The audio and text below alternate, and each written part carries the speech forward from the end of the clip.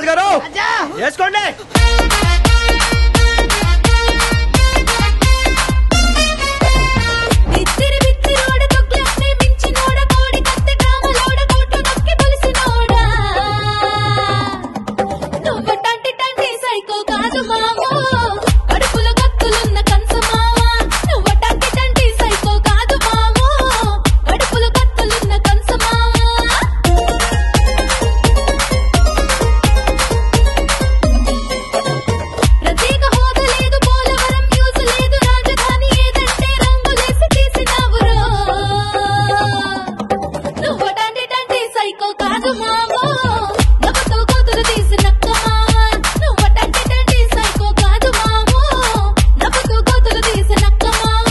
పూర్తిగా మద్యాన్ని నిషేధిస్తాం. సిపిఎస్ ను రద్దు చేస్తాం. 2,30,000 ఉద్యోగాలు రిలీజ్ చేస్తాను అని చెప్పి మీ అందరికీ కూడా నేను మాట చెప్తా ఉన్నాను.